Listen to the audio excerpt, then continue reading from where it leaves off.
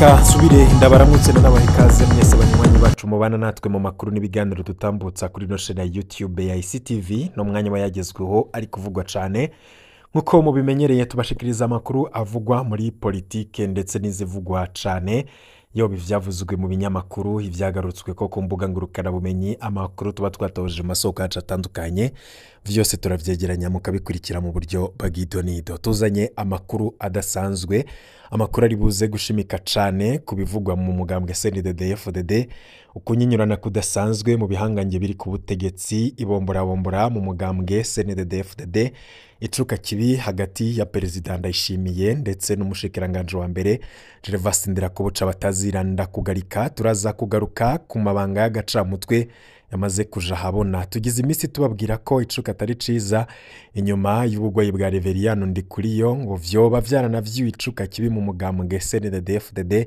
muri kino gihe hakaba hariko haranikangwa ko hashobora kwaduka ikintu kidasanzwe mbere bamwe bakaba bavuga ko kudeta yapfuvye nkuko Perezida Ndayishimiye mu kwezi kw'icumi iyo ishobora kuza kutamusiga kuko ibiriko birategurwa muri CNDD-FDD ni bibi cyane turaza kubaha amwe mu makuru twamaze kumenya ariko tuze kugaruka cyane ku bibazo biri hagati ya Perezida Ndayishimiye n'umushikiranganje wa mbere Gervais Ndirakobuca bataziranda kugarika ndetse n'isano bifitanye n'ubugwayi bwa Reveriyano Ndikuriyo ndetse n'ukuntu ngo Ndakugarika yari yateguriwe uburozi bwo kumuhitana ariko Imana igakinga turaza kubigaruka ko ngo Ndakugarika rafise abanyamasengesho bamusengera bakamubwira ndetse bakaba ngo mu gusimba uwo mutego yari yatezwe uburozi budasanzwe harabaye imbaraga nyinshi ivyo turaza kubigaruka ko tuze kubabwira ukuntu Perezida Ndayishimiye n'umutambukanyi wiwe boba bariko barisamburira ko nk'impene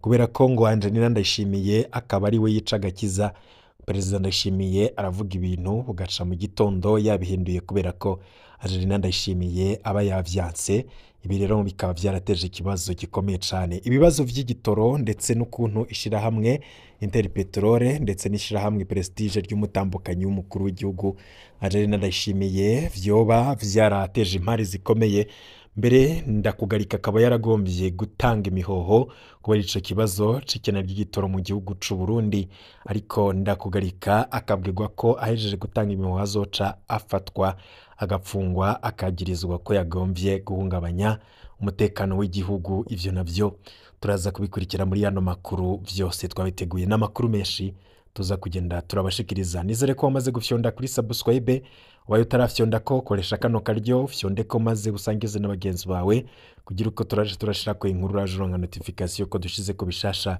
mwese rero aho muri rya nino hatandukanye ndabaramukije n'abahakaze mwari no sango ry'amakuru tugira tubashikirize inzu irikirasha mu bihangange vya CNDD-FDD ishavurira nigakwa Ndakugarika ariko no kwa Evariste Ndayishimiye ibintu nivyoroshe gose ibintu birakomeye cyane haraciye umwaka abantu benshi bibaza ico General Gervais Ndirakobuca asigaye ajejwe nk'uwarazwi nk'igihangange nk'uwarazwi ko afata ingingo zikomeye cyane akigenwa kuba umushikiranganje wa mbere w'u Burundi hari muri Nyakanga mu mwaka w'2022 benshi bari biteze kubona umukuru wa leta afata ingingo zikomeye nkuko vyari bimeze akiri umushikiranganje ajejwe intwaro yo hagati mu gihugu n'umutekano ico gihe niwe yari umushikiranganje yubahwa cyane mu gihugu c'u Burundi yafata ingingo zikaja mu ngiro rimwe na rimwe yanashobora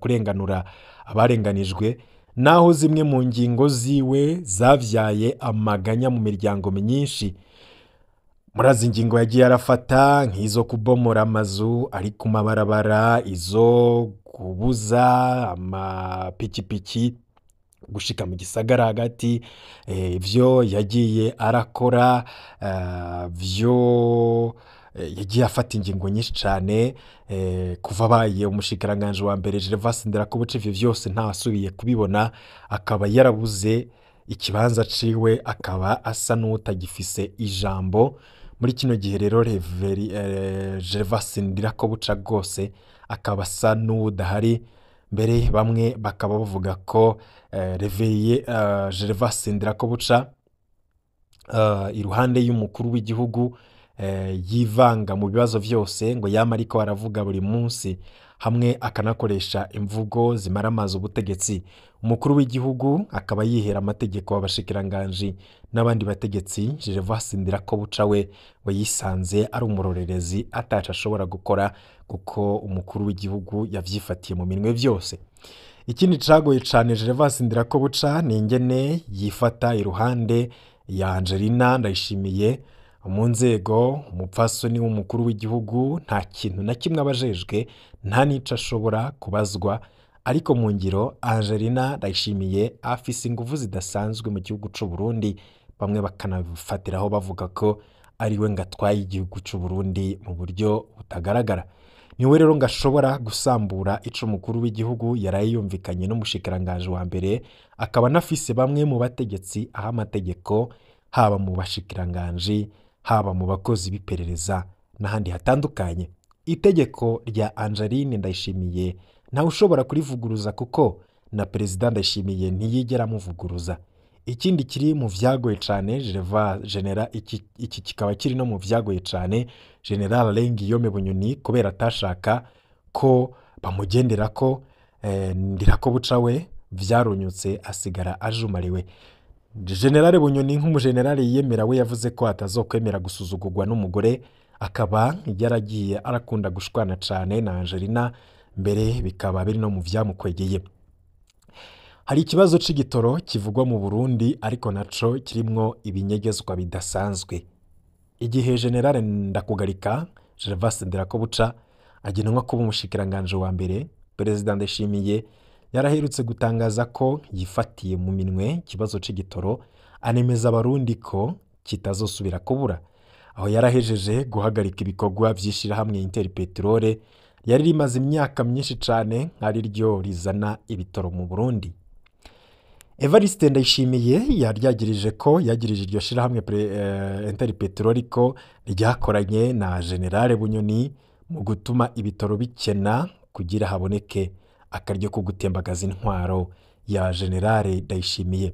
Ndayishimiye yaridogeye, Ndayishimiye we yarirondereye irindi shirahamwe ryitwa Prestige, hariho ububasha bwo kurangura ibitoro vy'u Burundi, rikoranye na Regideso, yari igiye kuza irabika ibitoro, ikongera ikaba ariyo igitanga mu bakidandaza.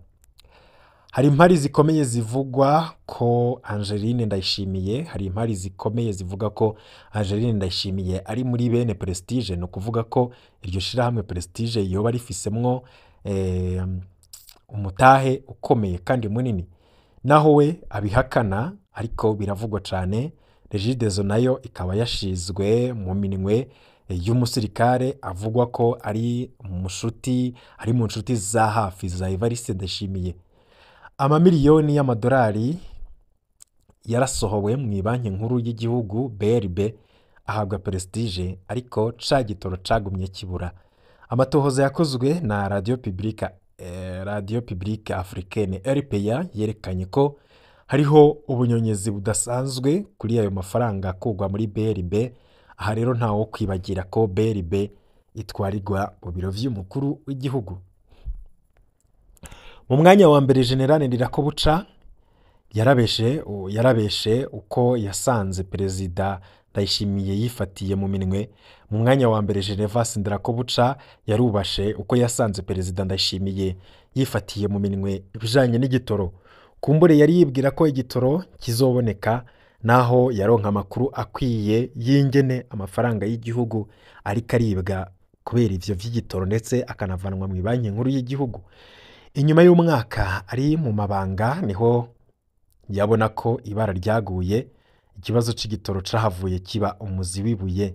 Ndirakobuca arabona neza ko Ndayishimiye vyamunaniye, yongera arabona ko ubutunzi bw'igihugu bugeze habi cane, kandi ari we azobibazwa nk'umukuru wa leta. General Ndirakobuca yarabonye neza ko Prestige ataco ishoboye kiretse kubandanya yiyorera amafaranga y'igihugu, acatangura ibiganiro mu mpisho na Interpetrol. Niho yaraba umukuru w'igihugu na bamwe mu bamufasha barimwo umukuru w'iperereza n'umuyobozi mwishikira. Gervas Ndirakobuca yaraberetse ko igitoro gishobora gusubira kuboneka neza mu Burundi hamwe boreka Interpetrol igasubira kurangura igitoro c'u Burundi hanyuma bakemera bakaduza amafaranga make yoba ari amafaranga 150 y'amarundi kw'iritiro y'igitoro yari kongerwa ko kugira igitoro gishobore kuboneka kandi kizosubire gukena. Ndirakobuca ntiyarazi ko ahejeje kugurura intambara atazi yabe na Perezida Evariste Ndayishimiye. Gervas Ndirakobuca yaratutswe ngo kubona ashobora kwiyumvira gusubira kuzana sosiyete yahoze ikorana n'abatutsi, ariko nawe yaraberetse ko naho bariko bavuga intwaro za kera ko Interpetrol yakoranye na Perezida Nkurunziza imyaka 15 atangorane. Ntiyatevye Ndirakobuca yahavuye yagirizwa ko ayo mafaranga ariko arasaba ko aduzwa kw'iritiro ngari igiturire ciwe yumvikanye na Interpetrol. Umushikiranganje wa mbere yarumiwe ishavuriraniga kugezaho ashaka gutanga imihoho. Niho yahava amenya ko yafatiwe ingingo zihambaye ko ahirahiye agatanga imihoho aca hagarikwa n'iperereza nawe yakagirizwa ko ariko agerageza guhungabanya umutekano w'igihugu. Muri Rusama 2024 imbere y'inama nshingamateka Gervas Ndirakobuca bataziranda kugarika ntiyari umunwa ko atanyishu nimwe afise ku kibazo kijanye n'ibura ry'igitoro. Mu ncamake yarabwiye abarundi ati jewe narananiwe genda mwibarize umwe avuga ko yacifatiye mu minwe. Ndirakobuca abayeho atazi isosi bazomukoza kuko akaba atazi uko bigiye kurangira, abayeho mu bwoba, ariko nawe ngo si umwana ico ariko arategura nawe nyene Perezida Ndayishimiye azogifatisha amaboko abiri. Kuva Gervas Ndirakobuca agomvye gutanga imihoho ariko agatega ubwoba, abayeho atazi ico ategurirwa niyo kizozanana, yitwa ko ari warongoye leta ariko arazi ko atabubasha na buke yasigaranye. Muri Ruheshi 2024 ukwezi kumwe gusa inyuma y'ivyo Ndirakobuca yavugiye mu nama nshingamateka, Perezida Ndayishimiye yatangaje mu gikorane inyabihanga ko hariho umutegetsi wo hejuru yabujije igitoro kuza, ngo yandikiye abatanga igitoro ko batokwihenda ngo bakizane kubera himirije gutembagazwa ubutegetsi. Ahandi naho ngo yavuze ko atamafaranga ariho yo kuriha ico gitoro. Perezida Ndayishimiye yanamwagirije ko yatanze igiturire kugira ubwato buzanye igitoro i Dar es Salaam ntibupakurugwe. Perezida Ndayishimiye ntiyigeze avuga ubu mutegetsi akomeye gutyo, ariko benshi babonye ko ari inyishu yahaye Gervas Ndirakobuca. No mu ndwi yahera Perezida Ndayishimiye yarabisubiyemwo, yarabigarutse ko aho yari mu ishengero rya Isidore Mbayahaga ngo hari intambara idasanzwe yagwanye muri Ruheshi na Mukakaro 2024, ngo ubutegetsi bwiwe bwari gutembagazwa muri Gitugutu 2024, aho hose ntiyigera atomora uwashaka gutembagaza ubutegetsi bwiwe uwo ari we. Ico bikoze ibi ntivyemewe kuko nimba umukuru w'igihugu avuga ko hari abantu bagomba gutembagaza ubutegetsi akabandanya kubanyegeza, mu gihe tuzi neza ko abagerageje gutembagaza ubutegetsi ku neza y'abanyagihugu muri 2015 bahereze mu mahanga, igihugu cabaciriye ubwo gupfa, abandi amatungo yabo arafatwa aranyagwa, abandi barangazwa, abandi barapfungwa bapfira mu mabohero, abandi baricwa. Ariko ubuho Perezida Ndayishimiye yama yirirwa araririmba ivyo gutembagaza ubutegetsi wa mengo nta kibazo kirimwo, kandi akavuga ko haza abantu bagomba gutembagaza ubutegetsi. None ni kubera iki hari abahejejwe inyuma y'igihugu ariko abayi mu gihugu bagirijwe gutembagaza ubutegetsi nkuko umukuru w'igihugu yirirwa arabivuga, kuki abo badafatwa ngo bakurikiranwe n'ubutungane? Ubutungane ni bukore kuri bose. Perezida Ndayishimiye nyimba avuga ko hari abagomba gutembagaza ubutegetsi, kandi gutembagaza ubutegetsi bw'inzego z'igihugu zatowe n'abanyagihugu n'icaha gikomeye gihanwa n'ibwirizwa shingiro ry'igihugu c'u Burundi. Inyuma y'amatohoza yakozwe na RPA yashize habona mu minsi iheze ku busuma bwoba bukogwa n'abegereye umukuru w'igihugu bafatanije na Prestige kubijanye no kurangura ibitoro hanze, hari umutegetsi wo hejuru cane yegereye Perezida Ndayishimiye twivuganiye, yambwiye ati birya iripe yivuga turazi uwo uriko arabitanga, turazi ko dufise ikibazo muri leta. Ntiyemeye kumbwira uwo muntu, ariko vyarumvikana ko ishavu bafise ritari kure y'uwurongoye leta. Ko yamwankiye gutanga imihoho, Ndayishimiye yoba abikiye ikihe gihano Ndirakobuca? Amakuru dukura mu begereye General Ndirakobuca aravuga ubwoba yari afise mu gihe c'ingwara ya Reveriyano Ndikuriyo. Umushikiranganji wa mbere ntiyashobora no kwerekana ko yitwararitse ikibazo ca Ndikuriyo, yarazi ko acunzwe bidasanzwe. Mu nkundire hano nta vyinshi nza kubabwira ku vyo namenye, hazobaho igihe ciza co kubivuga ko, ariko ubwoba bukomeye buri mu begereye Gervas Ndirakobuca nuko nawe yari guhava aca akurikira Reveriyano Ndikuriyo akanahatanwa agafatwa n'ingwara igoye gutahura kugira yikingire. Umushikiranganji wa mbere arafise umugwi w'abasenzi yiyegereje uzuramuba hafi igihe cose ari mu bintu abona bimuteye amakenga. Muri kino gihe havugwa cane uburozi mu Burundi no mu bakuru bo hejuru cane buravurwa ku rwego ruteye ubwoba. Ubwo kwinumira no kwitekerereza mu ntwaro yamwambuye ububasha bw'umushikiranganji wa mbere, ariko ikabizi ko abitsa amabanga akomeye, nivyo bizokiza Gervas Ndirakobuca. Ku rubuga rwa Twitter niho hari umuhinga yihweje ibiho umushikiranganji wa mbere arimwo ariko aracamwo, aca yandika ati: kera yarinda kugarika, none ubu yariyakiriye, asigaye ari Ndirakobuca. Imisi tubikiye vyinshi muri CNDD-FDD, na kataraza tuzokabona kandi akari inyuma karahinda. Ngivyo ivyo muri CNDD-FDD, injyane twama tubabwira, kunyinyurana ndetse n'intambara zidasanzwe ziri muri ubwo butegetsi. Ibi vyose biteye ubwoba Abarundi. Ku munsi w'ejo twarabashikirije inkuru y'ukuntu hari bamwe mu bategetsi bamaze guhungisha abana babo n'abagore babo, benshi bagiye mu bihugu vya Buraya, abandi nabo bakaba bari za Dubai. Utarakurikiye ico kiganiro ndetse n'ibindi bibazo biri mu mugambwe CNDD-FDD, ja ku nkuru twashizeko maze uzumvirize. Ni inkuru zirimwo vyinshi mushobora kuza gukurikira. Ni vyinshi rero tubandanya kubashikiriza. Mu kanya gato turaza tubashikiriza n'andi makuru agezweho. Ibihe vyiza kuri mwese.